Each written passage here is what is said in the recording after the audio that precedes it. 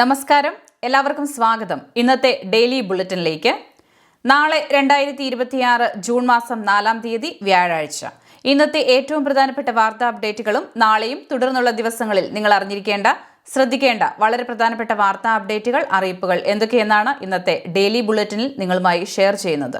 എല്ലാവരും പൂർണ്ണമായി ശ്രദ്ധിക്കുക. വീഡിയോ ലൈക്ക് ചെയ്യുവാനും വാർത്തകൾ എല്ലാവരിലേക്കും ഷെയർ ചെയ്യുവാനും ചാനൽ സബ്സ്ക്രൈബ് ചെയ്യുവാനും മറക്കരുത്. ഏറ്റവും ആദ്യത്തെ പ്രധാനപ്പെട്ട വാർത്താ അപ്ഡേറ്റ്: കേരളത്തിൽ അടുത്ത 5 ദിവസം അതിശക്തമായ മഴയ്ക്ക് സാധ്യതയുണ്ടെന്ന് കേന്ദ്ര കാലാവസ്ഥാ വകുപ്പ്. വിവിധ ജില്ലകളിലെ ഓറഞ്ച്, യെല്ലോ അലർട്ടുകളിൽ മാറ്റം വരുത്തിയിട്ടുണ്ട്. ഇന്ന് 3 ജില്ലകളിലായിരുന്നു ഓറഞ്ച് അലർട്ട് പ്രഖ്യാപിച്ചിരിക്കുന്നത്. ആലപ്പുഴ, കോട്ടയം, എറണാകുളം ജില്ലകളിലാണ് ഓറഞ്ച് അലർട്ട്. നാളെ തിരുവനന്തപുരം, കൊല്ലം, പത്തനംതിട്ട, ആലപ്പുഴ, കോട്ടയം, ഇടുക്കി, എറണാകുളം, തൃശൂർ ജില്ലകളിൽ ഓറഞ്ച് അലർട്ട് പ്രഖ്യാപിച്ചു. തിരുവനന്തപുരം, കൊല്ലം, പത്തനംതിട്ട, ഇടുക്കി, തൃശൂർ, പാലക്കാട്, മലപ്പുറം, കോഴിക്കോട്, വയനാട്, കണ്ണൂർ, കാസർഗോഡ് എന്നീ ജില്ലകളിൽ ഇന്ന് യെല്ലോ അലർട്ട് പ്രഖ്യാപിച്ചിരുന്നു. ഒറ്റപ്പെട്ട ഇടങ്ങളിൽ അതിശക്തമായ മഴയ്ക്കുള്ള സാധ്യതയാണ് പ്രവചിച്ചിരിക്കുന്നത്. അടുത്ത പ്രധാനപ്പെട്ട വാർത്താ അപ്ഡേറ്റ്: രക്ഷിതാക്കൾക്ക് കർശന മുന്നറിയിപ്പുമായി മോട്ടോർ വാഹന വകുപ്പ്. കുട്ടികളെ സ്കൂൾ ബസ്സുകളിൽ തന്നെ സ്കൂളിലേക്ക് അയക്കണമെന്നാണ് MVDയുടെ പ്രധാന നിർദ്ദേശം. കുട്ടികളെ ഓട്ടോറിക്ഷകളിൽ സ്കൂളിൽ വിടുന്നത് പരമാവധി ഒഴിവാക്കുക.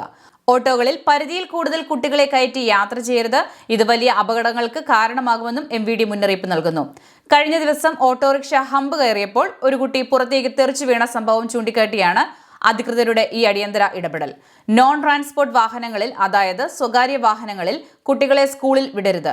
ഇത്തരം വാഹനങ്ങളിൽ യാത്ര ചെയ്യുമ്പോൾ കുട്ടികൾ കൈയും തലയും പുറത്തേക്കിടാനുള്ള സാധ്യത കൂടുതലാണെന്നും മോട്ടോർ വാഹന വകുപ്പ് ഓർമ്മിപ്പിക്കുന്നു. അതേസമയം സ്വകാര്യ സ്കൂൾ വാഹനങ്ങൾ കേന്ദ്രീകരിച്ച് കർശനമായ സർപ്രൈസ് പരിശോധനകൾക്കും MVD ഒരുങ്ങുകയാണ്. സ്കൂൾ വാഹനങ്ങൾ തടഞ്ഞു നിർത്തി ഡ്രൈവർമാർ മദ്യപിച്ചിട്ടുണ്ടോ എന്ന് പരിശോധിക്കും.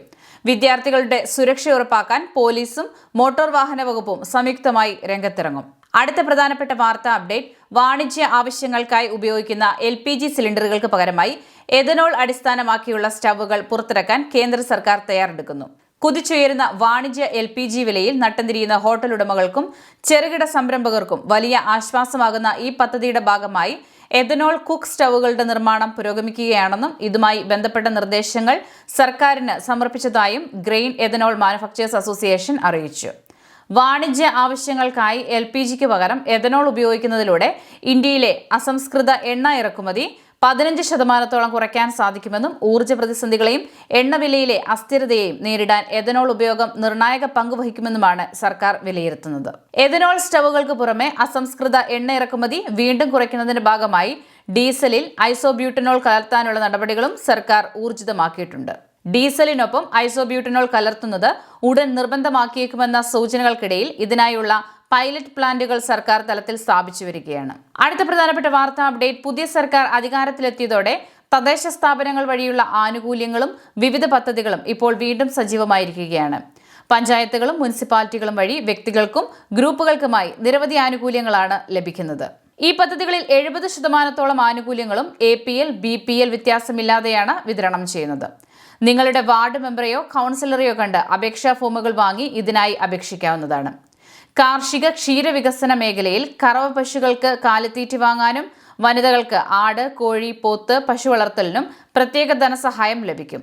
വാർഷിക വരുമാനം 5 ലക്ഷം രൂപയിൽ താഴെയുള്ളവർക്ക് തൊഴുത്ത്, ആട്ടിൻകൂട്, കോഴിക്കൂട് എന്നിവ നിർമ്മിക്കാനും സഹായമുണ്ട്. കൂടാതെ കർഷകർക്ക് പമ്പ് സെറ്റ് വാങ്ങാനും മട്ടുപ്പാവ് കൃഷിക്ക് വനിതകൾക്കും ഇടവിള കൃഷി പ്രോത്സാഹനം, ഫലവൃക്ഷ തൈകളുടെ വിതരണം, തെങ്ങ് കൃഷിക്ക് ജൈവവളം എന്നിവയ്ക്കും ഈ പദ്ധതിയിലൂടെ സഹായം ലഭ്യമാണ്. മുതിർന്ന പൗരന്മാർക്കും ഭിന്നശേഷിക്കാർക്കുമായി നിരവധി സഹായങ്ങൾ വേറെയുമുണ്ട്. 60 വയസ്സ് കഴിഞ്ഞവർക്ക് കട്ടിൽ, കമ്പിളി പുതപ്പ്, ഊന്നുവടി എന്നിവ നൽകുന്ന പദ്ധതികളും ഭിന്നശേഷിക്കാർക്കായി വീൽചെയർ വിതരണവും ഇതിലൂടെ നടപ്പിലാക്കുന്നു. വിദ്യാഭ്യാസ മേഖലയിൽ പ്രത്യേക പരിഗണന അർഹിക്കുന്ന വിദ്യാർത്ഥികൾക്ക് സ്കോളർഷിപ്പുകൾ ലഭ്യമാണ്. ഭവന പുനരുദ്ധാരണ പദ്ധതിക്ക് കീഴിൽ വാർഷിക വരുമാനം 2 ലക്ഷം രൂപയിൽ താഴെയുള്ള BPL കുടുംബങ്ങൾക്ക് വീട് അറ്റകുറ്റപ്പണികൾ തീർക്കാനും ധനസഹായം ലഭിക്കും. കിണർ ശുദ്ധീകരണം, കിണർ റീചാർജിംഗ്, മത്സ്യകൃഷി, എന്നിവയാണ് മറ്റു പ്രധാന പദ്ധതികൾ. ഈ പദ്ധതികൾക്ക് അപേക്ഷിക്കുന്നതിനായി അപേക്ഷാ ഫോമിനോടൊപ്പം റേഷൻ കാർഡിന്റെ കോപ്പി, നികുതി രസീത്, ബാങ്ക് പാസ്ബുക്ക് വിവരങ്ങൾ എന്നിവ നൽകേണ്ടതുണ്ട്. എന്നാൽ ഓരോ പഞ്ചായത്തിലെയും മുനിസിപ്പാലിറ്റിയിലെയും പ്രാദേശിക സാഹചര്യങ്ങൾക്കും ഫണ്ടിനും അനുസരിച്ച് പദ്ധതികളിൽ ചെറിയ മാറ്റങ്ങൾ ഉണ്ടാകാമെന്ന കാര്യം പ്രത്യേകം ശ്രദ്ധിക്കുക. അടുത്ത പ്രധാനപ്പെട്ട വാർത്താ അപ്ഡേറ്റ്. ഭരണം മാറിയ പശ്ചാത്തലത്തിൽ മുഖ്യമന്ത്രിയും ധനമന്ത്രിയുമായ വി.ഡി. സതീശനാണ് ഇത്തവണത്തെ സമ്പൂർണ്ണ ബജറ്റ് അവതരിപ്പിക്കുന്നത്. മുൻ ധനമന്ത്രി കെ.എൻ. ബാലഗോപാൽ ജനുവരി, ഫെബ്രുവരി മാസങ്ങളിലായി ഇടക്കാല ബജറ്റ് അവതരിപ്പിച്ചിരുന്നു. ക്ഷേമ പെൻഷൻ 3000 രൂപയാക്കി ഉയർത്തുമെന്ന പ്രഖ്യാപനത്തിന്റെ ആദ്യഘട്ടമെന്ന നിലയിൽ 100 രൂപയുടെയോ അല്ലെങ്കിൽ 200 രൂപയുടെയോ വർധനവ് ഈ ബജറ്റിൽ നമുക്ക് പ്രതീക്ഷിക്കാം. അതല്ലെങ്കിൽ തുക ഒറ്റയടിക്ക് 3000 രൂപയാക്കി ഉയർത്തുന്ന ഒരു സർപ്രൈസ് ഗിഫ്റ്റ് ഈ ബജറ്റിൽ ഉണ്ടാകുമോ എന്നും നമ്മൾ ഒട്ടേറെ ആകാംക്ഷയോടെ കാത്തിരിക്കുകയാണ്. സംസ്ഥാനത്ത് സ്ത്രീ സുരക്ഷാ പെൻഷൻ പദ്ധതിയുമായി ബന്ധപ്പെട്ട വളരെ പ്രധാനപ്പെട്ട ചില വിവരങ്ങളാണ് ഇന്ന് നിങ്ങളുമായി പങ്കുവയ്ക്കുന്നത്. നിലവിൽ ഈ പദ്ധതിയുടെ 2 ഗഡുക്കൾ കുടിശ്ശികയായിരിക്കുകയാണ്. ഏപ്രിൽ മാസത്തിൽ ഇലക്ഷൻ പശ്ചാത്തലമായിരുന്നതിനാലാണ് ആനുകൂല്യ വിതരണം നടക്കാതിരുന്നത്. ഒപ്പം മെയ് മാസത്തെ ധനസഹായവും ഇതുവരെ വിതരണം ചെയ്തിട്ടില്ല. ഇതോടെ ഈ പദ്ധതി പൂർണ്ണമായും നിർത്തലാക്കുമോ എന്ന് ആശങ്കപ്പെട്ട് ഒരുപാട് ആളുകൾ നമ്മളോട് ചോദ്യങ്ങൾ ചോദിക്കുന്നുണ്ട്.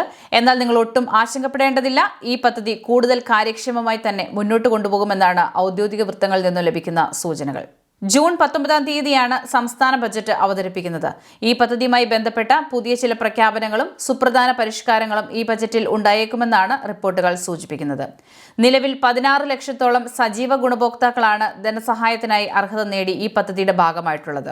എന്നാൽ ആകെ അപേക്ഷകരുടെ എണ്ണം 18 ലക്ഷത്തോളമാണ് വരുന്നത്. മുൻ സർക്കാർ ഏകദേശം 30 ലക്ഷത്തോളം പേരെ ലക്ഷ്യമിട്ട് ആരംഭിച്ച ഒരു പദ്ധതിയായിരുന്നു ഇത്.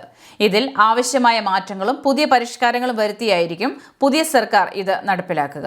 ഒരുപാട് ബുദ്ധിമുട്ടുകൾ സഹിച്ചാണ് സാധാരണക്കാരായ ആളുകൾ ഈ പദ്ധതിയിലേക്ക് അപേക്ഷകൾ സമർപ്പിച്ചിട്ടുള്ളത്. അതുകൊണ്ട് തന്നെ ജനങ്ങൾക്ക് ഇത്രയധികം പ്രയോജനപ്പെടുന്ന ഇത്തരം ക്ഷേമ പദ്ധതികൾ ഉറപ്പായും തുടരുമെന്ന് തന്നെയാണ് പുതിയ സർക്കാരും വ്യക്തമാക്കിയിട്ടുള്ളത്. കുടിശ്ശികയായ തുകയുടെ വിതരണവുമായി ബന്ധപ്പെട്ട ഔദ്യോഗിക അറിയിപ്പ് ബജറ്റിന് മുൻപ് തന്നെ ഉണ്ടായേക്കുമെന്നാണ് ഇപ്പോൾ ലഭിക്കുന്ന വിവരം. തുടർന്നുള്ള എല്ലാ അപ്ഡേറ്റുകളും കൃത്യസമയത്ത് അറിയാൻ നമ്മുടെ ചാനൽ ഇപ്പോൾ തന്നെ സബ്സ്ക്രൈബ് ചെയ്ത് വെക്കുക. ഏറ്റവും അവസാനമായി സംസ്ഥാനത്തെ സ്വർണ്ണവില പരിശോധിച്ചാൽ സംസ്ഥാനത്ത് ജൂൺ ആദ്യ ദിനത്തിൽ ഇടിവുമായി എത്തിയ സ്വർണ്ണവിലയിൽ തുടർച്ചയായ 2ാം ദിനവും മാറ്റമില്ല.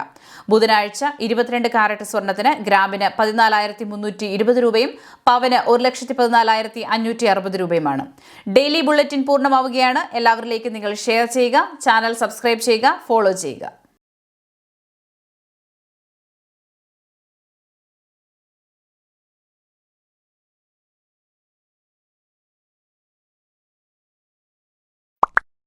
Please subscribe our channel.